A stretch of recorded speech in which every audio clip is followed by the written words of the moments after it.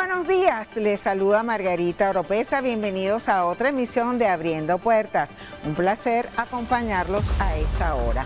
Una semana muy noticiosa, movilizaciones tanto del gobierno como de la oposición y la juramentación del presidente Nicolás Maduro ante la Asamblea Nacional el pasado viernes 10 de enero para un periodo presidencial 2025-2031. Si desean interactuar con nosotros, pueden hacerlo a través de las redes sociales @Venevisión bajo la etiqueta Abriendo Puertas por BB. Ya estamos listos y vamos a comenzar.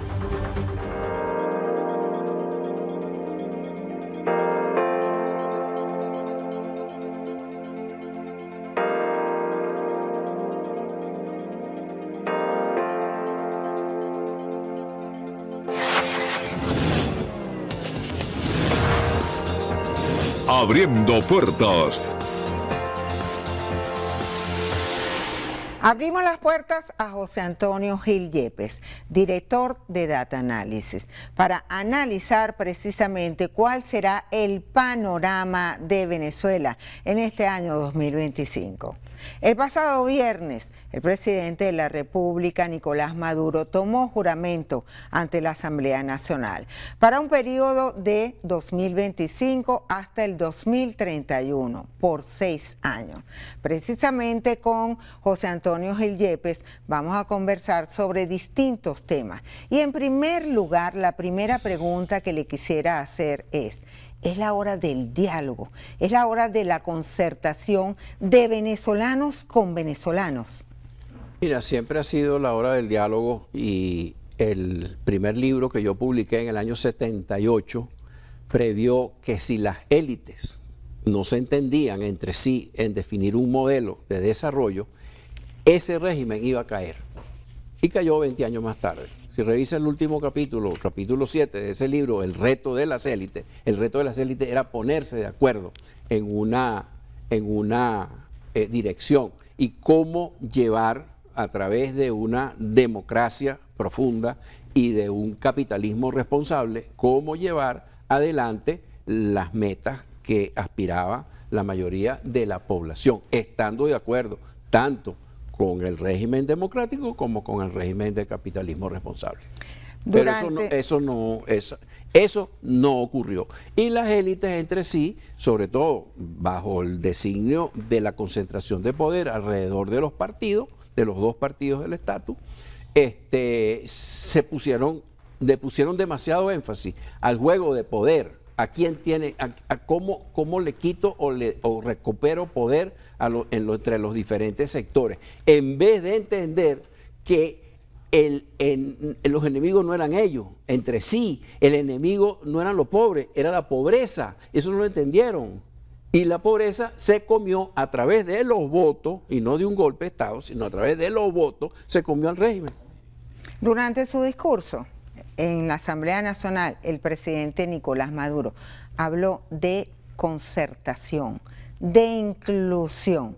Vamos a ver el siguiente sonido y después lo comentamos. Bueno, muy bien.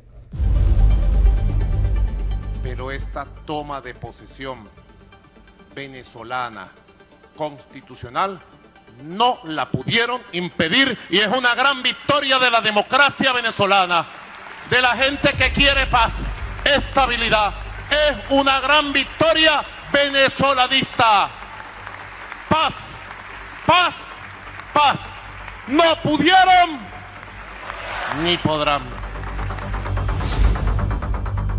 ¿Es posible la paz en este 2025? La paz de Venezuela.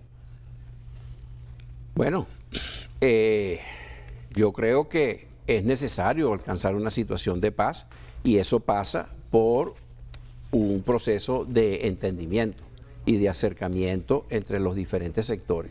Yo creo que toda la dirigencia política, sea de gobierno, sea de oposición, debería entender que es fundamental el que esa motivación que ha predominado de buscar el poder por el poder y ejercer el poder sea puesta en un tercer lugar y no en un primer lugar.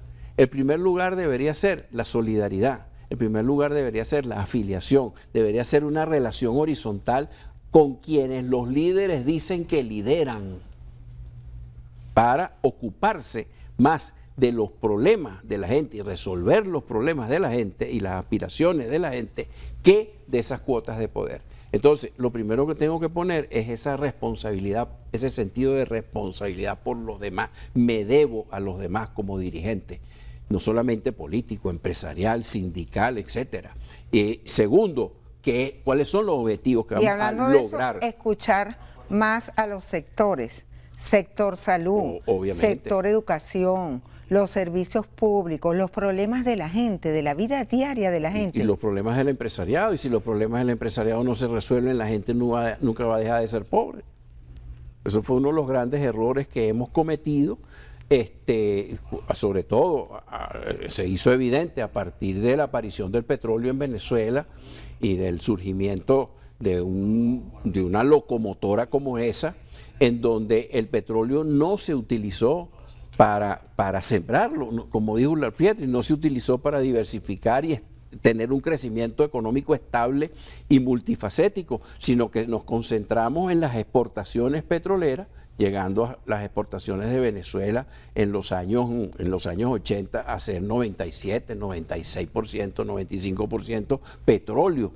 O sea, ¿cómo creas tú una economía estable y creciente de manera sostenida con un solo producto bandera? Eso es imposible. ¿Y el respeto? ¿Y por qué no dejaron diversificar las exportaciones ni la economía? Bueno, por el afán de concentrar el poder en el Estado a través de las empresas del Estado en lo económico. Y el respeto a la disidencia, el diálogo entre el gobierno y la oposición, que está prácticamente roto. Hay diálogo entre el gobierno y la oposición que está representada en la Asamblea Nacional, pero no hay diálogo entre el gobierno y lo que llamamos la plataforma unitaria. Sí, bueno, eso sería uno de los retos que se tendría que plantear en el 2025, pues, en donde las diferentes interpretaciones o corrientes de oposición tengan una cabida dentro del diálogo con el gobierno. ¿Crees que es posible? ¿Crees que se pueda reanudar, por ejemplo, las negociaciones como la de Barbados, aunque sea en otro país? Yo creo que eso es posible. Yo sí creo que eso es posible. Y bueno, y se hizo. Pero en este 2025 se podrían retomar esas conversaciones.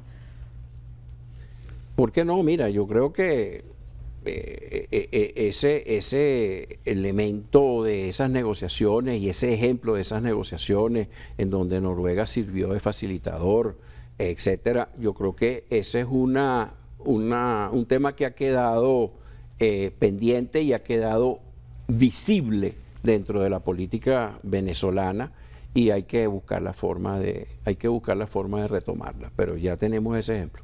Viene una reforma constitucional. De hecho, ya se firmó el primer decreto para que se haga esta reforma. Se creó una comisión especial. El presidente de la República anunció que aspira a que sea integrada por todos los sectores de la vida nacional. Incluso llamó a los empresarios.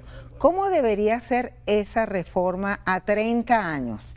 Bueno, mira, lo primero que hay que caer en cuenta es que los cargos de elección no pueden ser electos indefinidamente, porque un sociólogo muy famoso francés, Michels, hizo un planteamiento de que existía una ley de hierro de la oligarquía. La ley de hierro de la oligarquía consiste en que el que tiene el poder tiene ventaja. Bueno, y eso es así, pues.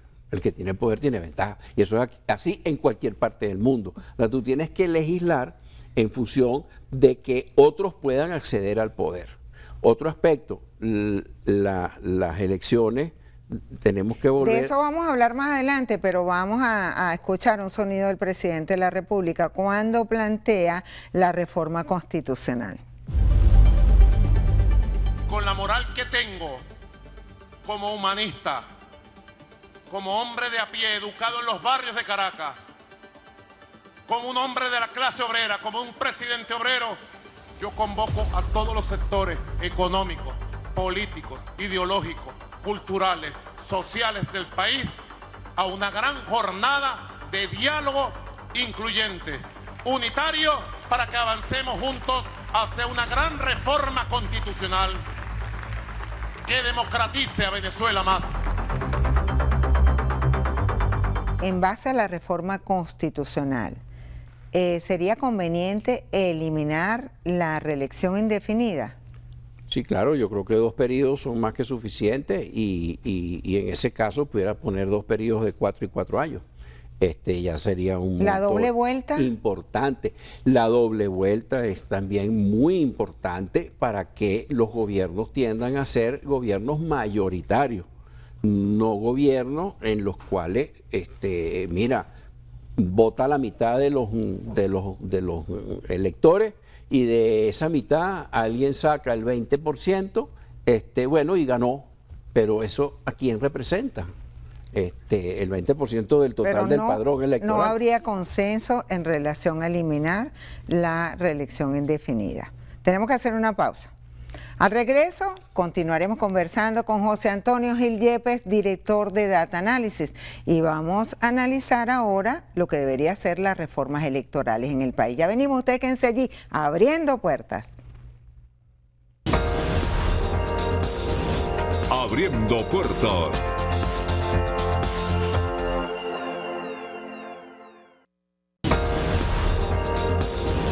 Abriendo puertas. Continuamos en Abriendo Puertas conversando con José Antonio Gil Yepes, director de Data Analysis.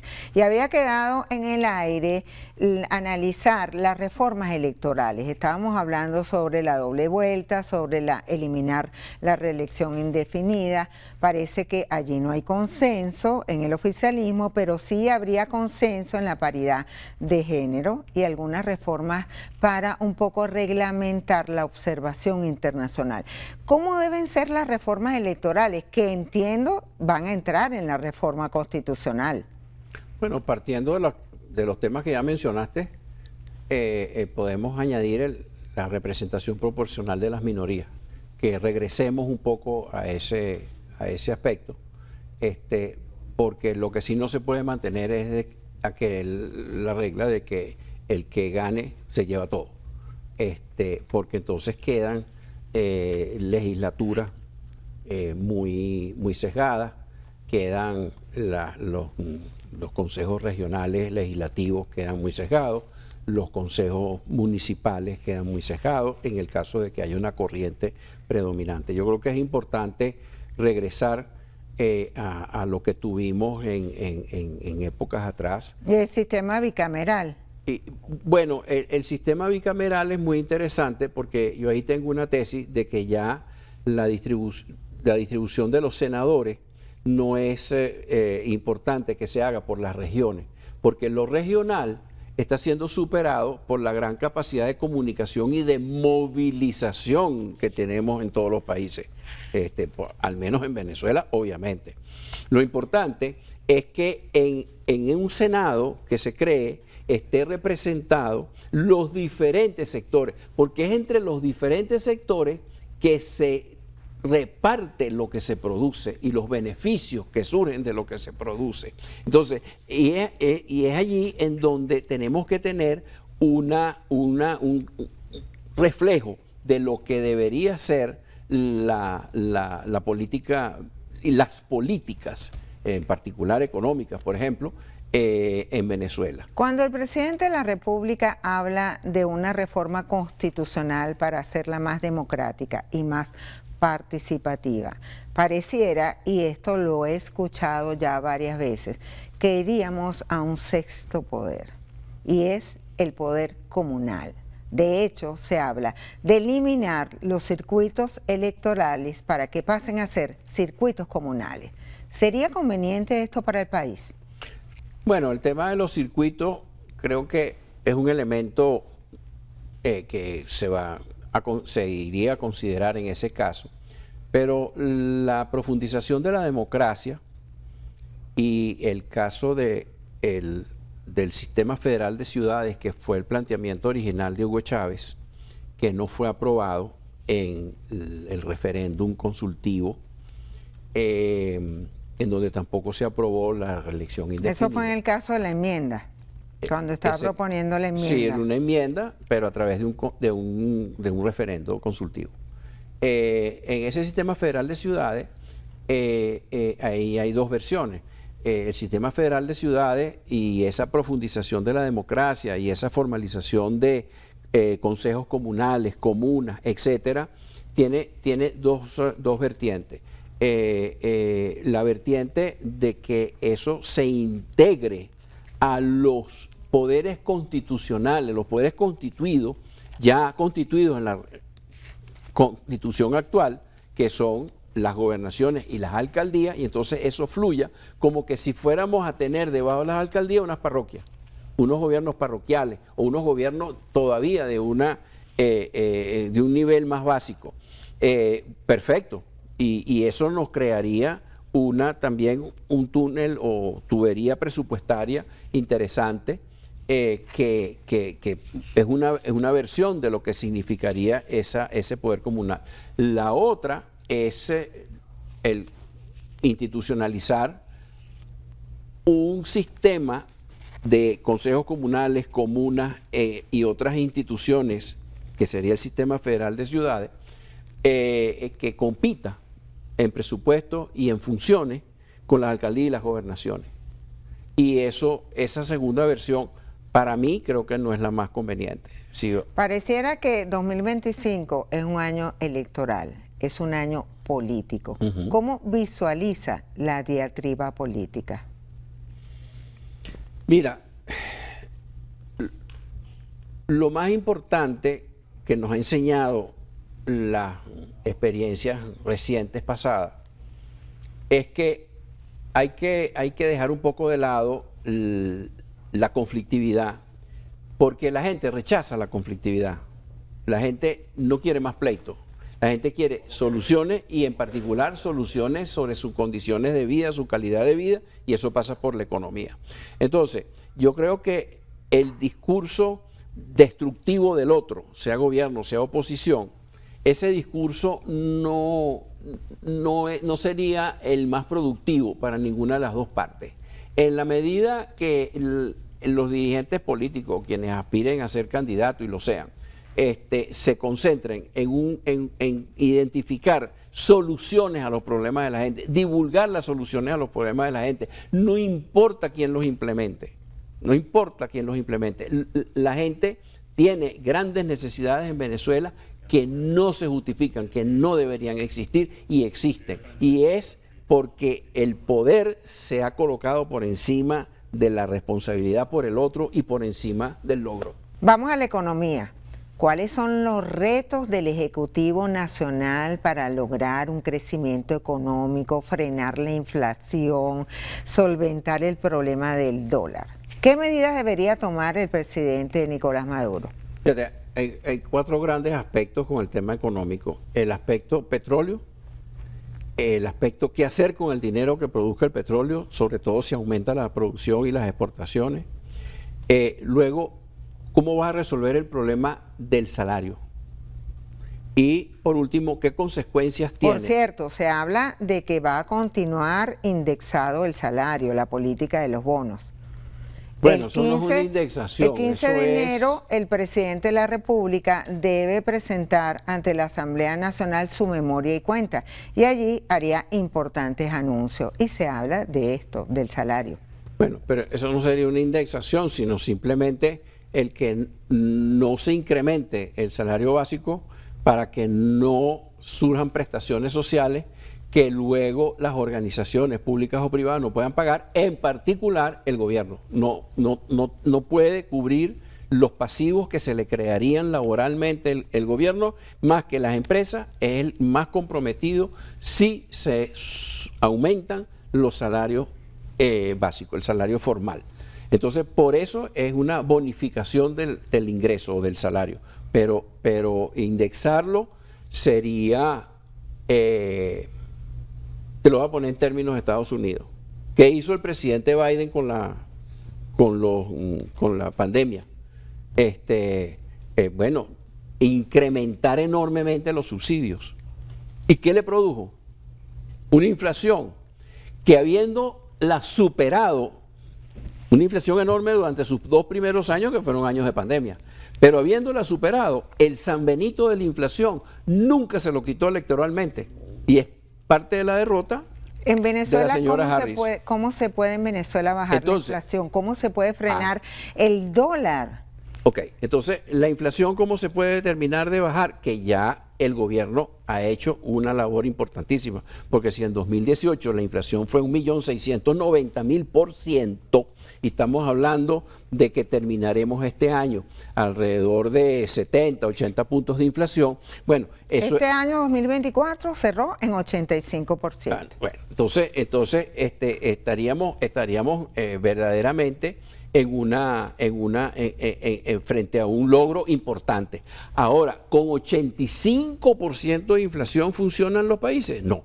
Con 85% de inflación, el ahorro... Una de las más altas de América Latina. El ahorro en la moneda nacional se mantiene en los bancos. No, la gente busca monedas extranjeras. Entonces, y con eso el salario va a alcanzar alguna vez en algún país del mundo, en algún momento histórico, los salarios van a alcanzar la inflación por más populista que sea el gobierno, por más que el gobierno trate de engañar a la gente, aumentando salarios que no puede pagar porque no está produciendo, porque la inflación se lo come. No, entonces tienes que bajar la inflación, ya la bajaste a través de un mecanismo que rindió ciertos frutos importantísimos, como es la restricción de la liquidez, con, desafortunadamente, habiéndole añadido el disparo de los impuestos.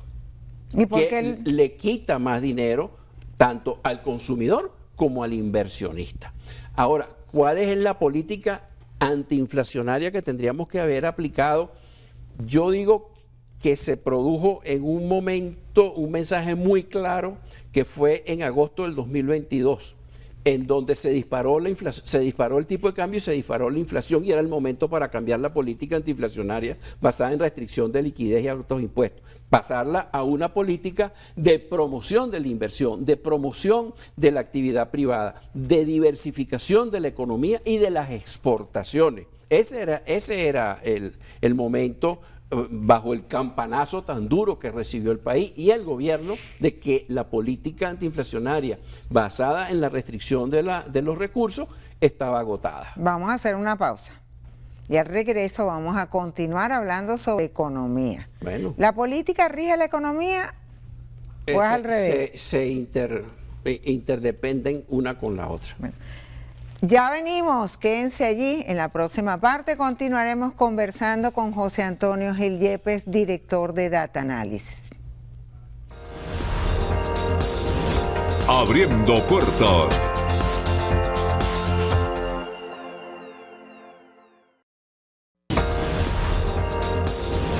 Abriendo puertas.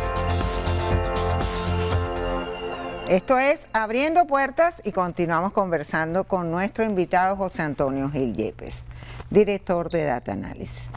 El próximo 20 de enero toma posesión de la Casa Blanca Donald Trump. Las relaciones entre Estados Unidos y Venezuela han sido unas relaciones largas y ha sido a través del petróleo. Sin embargo, ha habido algunas sanciones que se aliviaron en el 2023. ¿Cómo serán las relaciones con Donald Trump en la Casa Blanca entre Donald Trump y Nicolás Maduro? Nicolás Maduro ha hablado de diálogo. ¿Habrá diálogo por parte de Donald Trump hacia Venezuela? Mira, yo creo que Trump, que fue el que agravó el tema de las sanciones de Obama eran muy básicas, muy elementales, ¿no?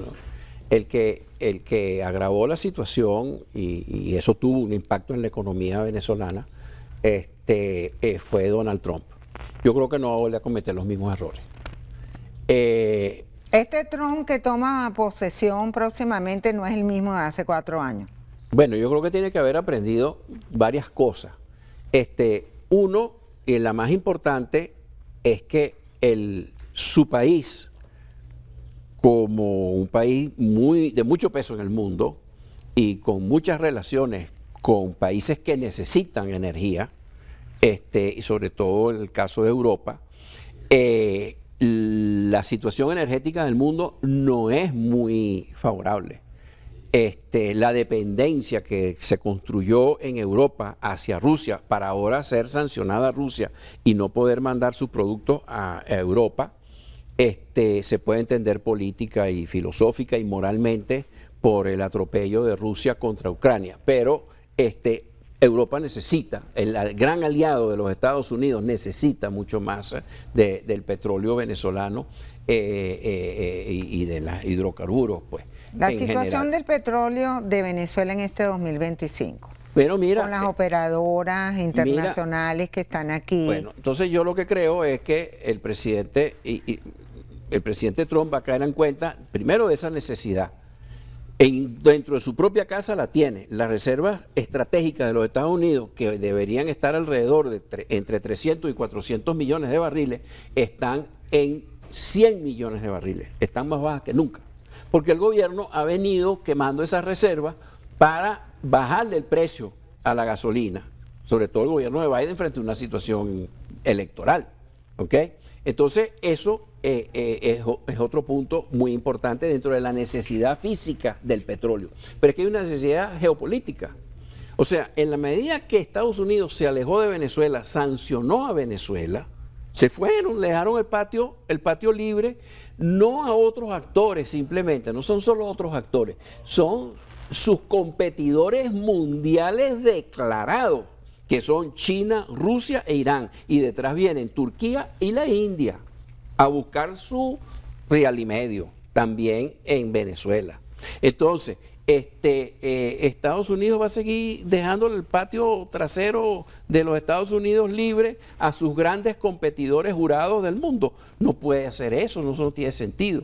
Y la respuesta tibia que ha tenido Trump tanto hacia Maduro como hacia el tema de la oposición y el señor González Urrutia, etcétera, esa postura tibia, yo creo que es un preludio de lo que ya venimos desde hace mucho tiempo pensando en data análisis que es lo que va a ocurrir. Yo creo que lo que va a ocurrir es que Trump no va a renovar sanciones, Trump va a establecer licencia porque necesita económica, física y geopolíticamente corregir ese rumbo que no le produjo lo que Trump buscó en su primer gobierno, que era cambiar el gobierno de Venezuela. Después Biden cambió eso por cambiar las políticas. No al gobierno, pero sí las políticas. Tampoco lo logró. Entonces, mira, búscate otro mecanismo.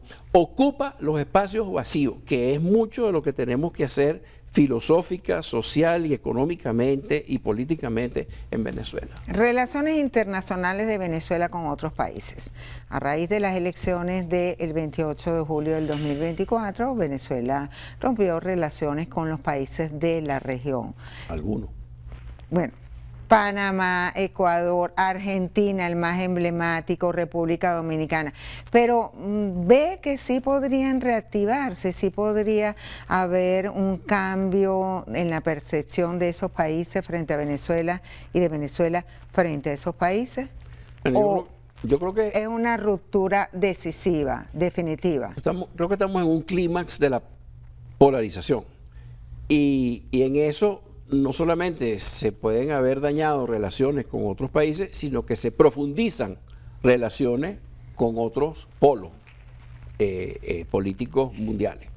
En ese caso, se profundizan relaciones con Rusia, se profundizan relaciones con Irán, se profundizan relaciones con China, con la India, con Turquía, etcétera.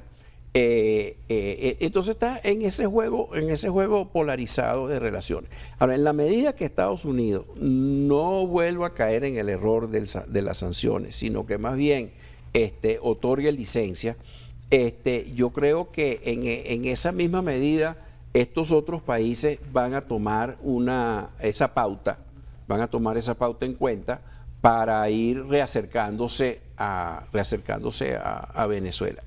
Los países no tienen principio, los países tienen intereses. Las relaciones precisamente de Venezuela con Colombia y con Brasil, sus aliados, sus vecinos. Vamos a recordar que Gustavo Petro y Lula da Silva han tenido posiciones muy críticas frente al presidente Maduro. Bueno, por eso te digo, después que Estados Unidos marque una pauta vinculación o de recuperar espacios que ha dejado vacíos, yo creo que ahí se va a generar una corriente más asociativa que la que estamos viendo en este momento. Pero Venezuela se puede quedar aislada o no, no. O sea, contando con China, contando con Turquía, contando con otros países, que son los que han apoyado a este gobierno del presidente Nicolás Maduro. ¿Con eso es suficiente?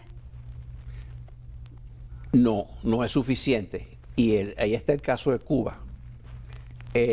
Cuba fue sancionada por los Estados Unidos y ha sido por muchos años.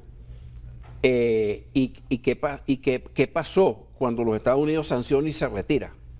Que era el gran propietario de haciendas y gran propietario de hoteles, etcétera, casinos.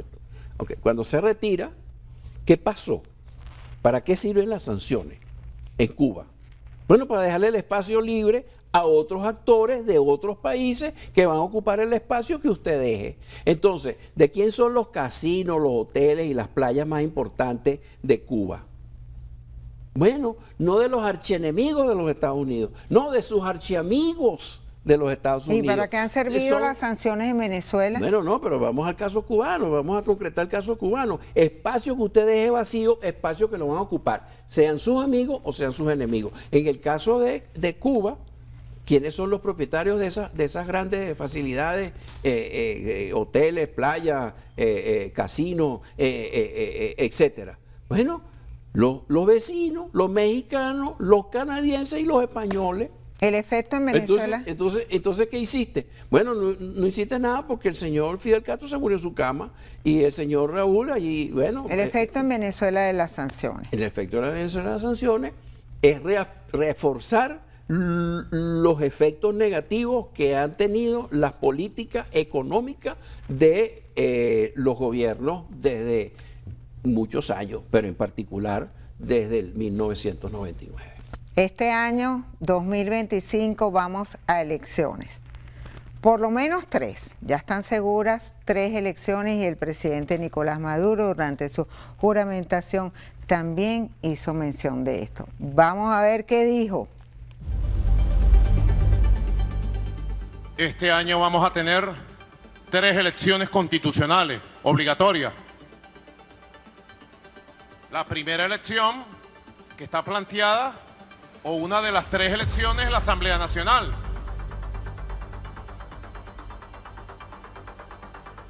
La Asamblea Nacional, me ha dicho el diputado Jorge Rodríguez, que va a convocar a la Mesa de Diálogo Política Nacional en los próximos días, junto al Consejo Nacional Electoral, para evaluar el cronograma electoral y ponerle fecha a la convocatoria de las elecciones de la Asamblea Nacional, de gobernaciones y alcaldías, de consejos municipales y consejos legislativos.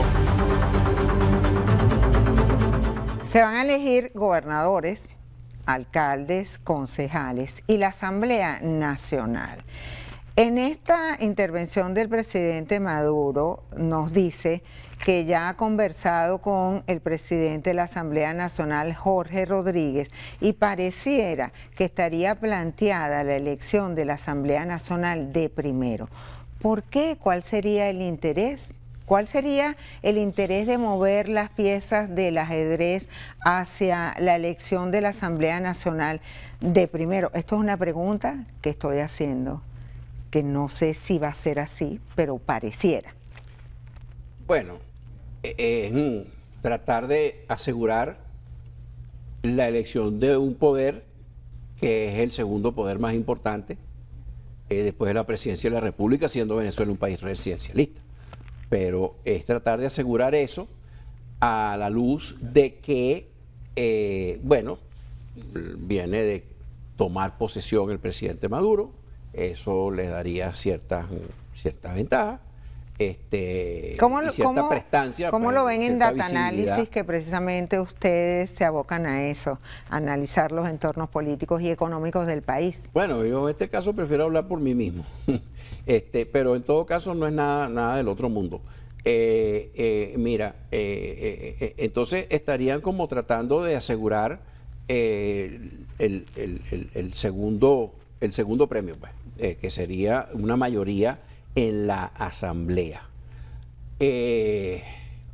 No obstante, el que se produzca esa elección de primero y que eso se pueda asumir, que hay aspectos que indican cierta ventaja para el actual Ejecutivo Nacional o Grupo Gobernante Nacional, también está la discusión sobre el pasado de las elecciones pasadas, en las cuales la población pudiera reaccionar de una manera importante que no necesariamente le asegura el triunfo al grupo que está en el poder actualmente.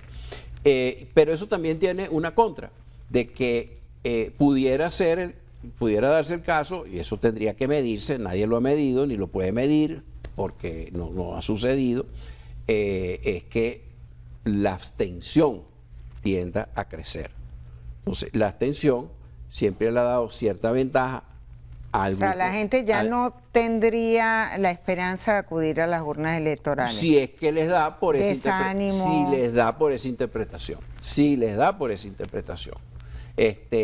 ¿Cuál era la apuesta de la elección anterior? Bueno, que la abstención fuera alta, que hubiera múltiples candidatos, etcétera.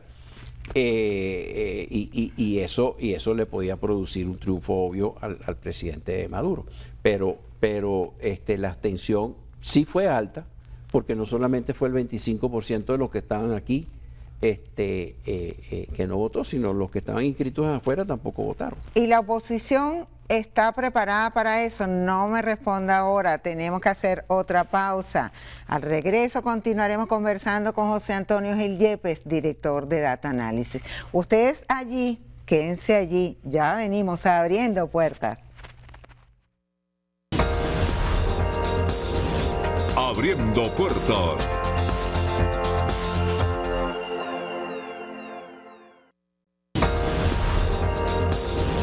Abriendo puertas. Seguimos en Abriendo Puertas, en la última parte de esta conversación con José Antonio Gil Yepes, director de Data Analysis. El gobierno ya se está preparando para las elecciones de este año. ¿Y la oposición qué? Bueno, ese es otro factor, o sea, una oposición que se ve todavía desarticulada en múltiples focos, pues tendría que ver si se puede reorganizar para repetir lo que hizo en el 2015, que fue presentar prácticamente un candidato por cada curul de la Asamblea Nacional y logró una mayoría calificada que después no la tuvo. Bueno, porque se derogaron las elecciones de los 4 diputados de Amazonas. Inclusive habían 3 de oposición y uno era chavista, pero esos fueron eliminados por ciertos tecnicismos. Y ahí se perdió esa mayoría absoluta. Pero pudiera ser que se organizara para eso o que fueran tan divididos como fueron en la mayoría de los casos los opositores para las elecciones de los pasados gobernadores y los pasados alcaldes. Si la oposición ganó 4 gobernaciones, hubiera podido ganar 10 más si sumas los votos opositores, pero se presentaron varios candidatos. Inclusive la gobernadora del Táchira, pues estuvo... Hubiese ganado, necesitaba 3.000 votos nada más y el otro candidato de la oposición sacó una mayoría sorprendente. Casi gana, pero los votos se dividieron en creo que fueron unos 4 candidatos en ese caso. Entonces, en la medida que eso se repitió en muchas situaciones, la oposición perdió 10 gobernaciones más. Han podido ser no 4, sino 14 de 23. Y en el caso de las 335 alcaldías que tenemos, han podido, la oposición tiene 100 y pico y ha podido tener 100 alcaldías más. O sea que en vez de ser 100 de oposición y 200 del gobierno, han podido ser al revés, 200 de oposición y 100 del gobierno. Pero hubo varios candidatos en estos casos. No se repitió el fenómeno del 2015, la articulación, la puesta de acuerdo de los candidatos y de los partidos opositores. Y bueno, ahí tiene una desproporción muy importante de 14 a 19 gobernaciones y de 124, creo que son las de oposición actualmente, a 210, 211 alcaldías de oposición, de gobierno, perdón. ¿Cuál es el reto de la oposición para conquistar el poder? Mira, los retos son dos. 25 años y no ha sido posible. Bueno, los retos son dos. Los retos es cambiar el discurso de poder y de descalificación del otro por un discurso que se ocupe de presentar propuestas para resolver los problemas a la gente. Y la otra gran estrategia es ponerse de acuerdo. Es decir, si yo cambio el foco de que lo que quiero es el poder, y ahí no hay negociación posible, porque los dos queremos la misma cosa. Tú no puedes negociar sobre una situación en la cual los dos quieren la misma cosa. ¿Okay? O sea, la unión entre los distintos partidos, entre las distintas fuerzas políticas. Los diferentes partidos está... los que están en la asamblea y los que están por fuera. Sí, y está limitada por el hecho de que todos quieren lo mismo. Y en teoría de negociación, si las dos partes quieren exactamente lo mismo, es imposible llegar a un acuerdo.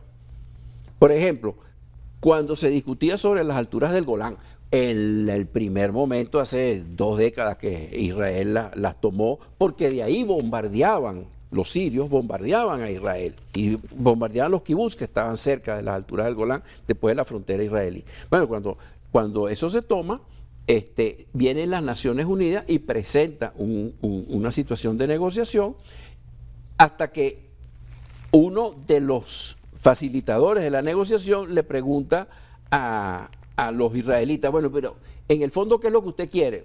Obvio, ¿usted quiere la tierra? No, yo lo que quiero es que no me bombardeen. Bueno, entonces vamos a hacer una cosa, vamos a devolverle a Siria las alturas del Golán y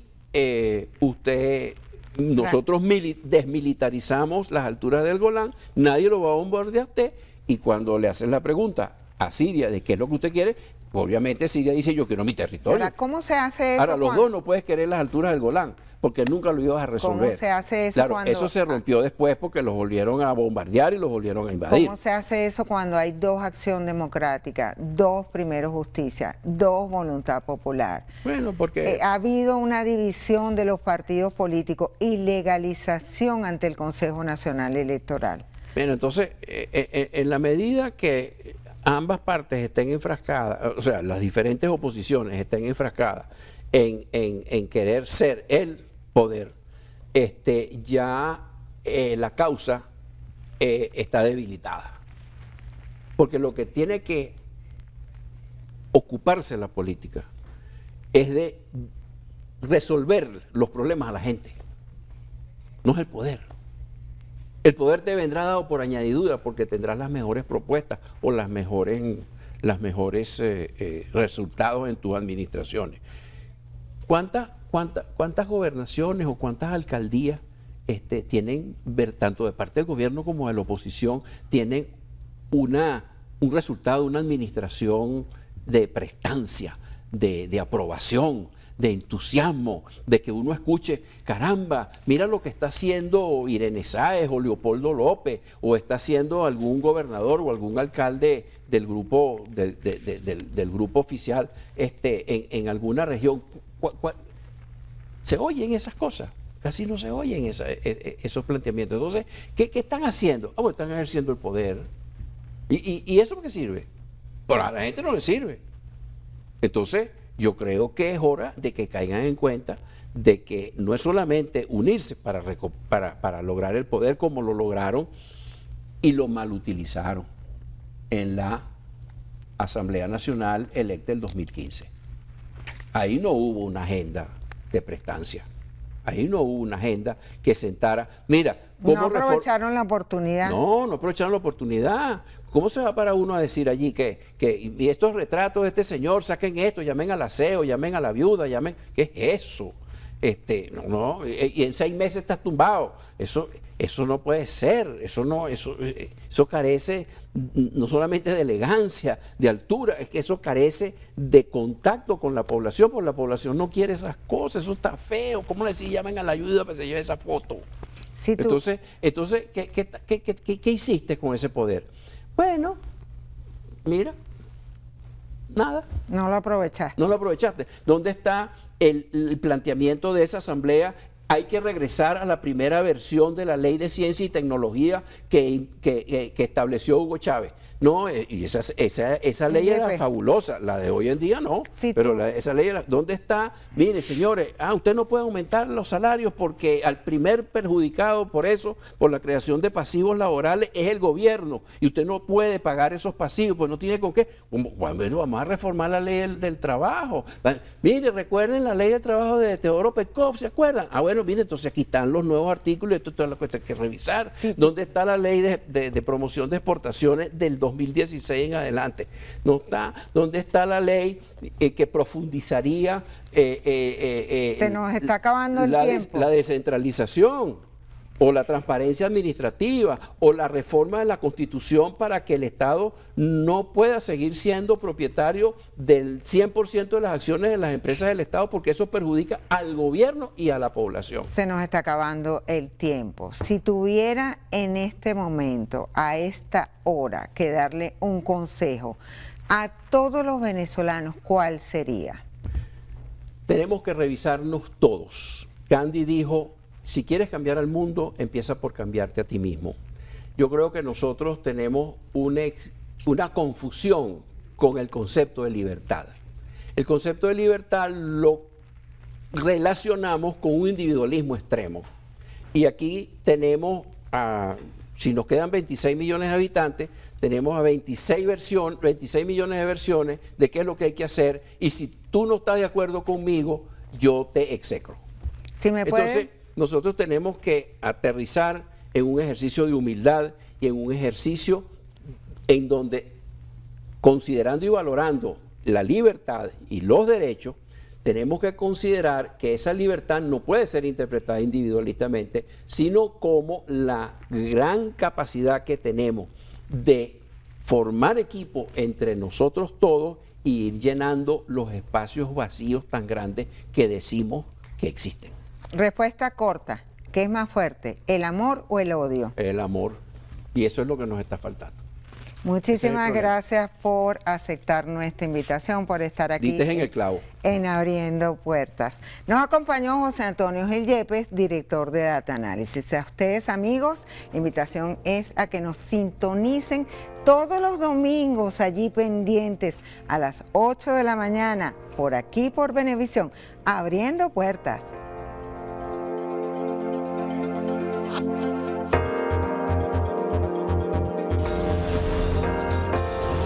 Abriendo Puertas.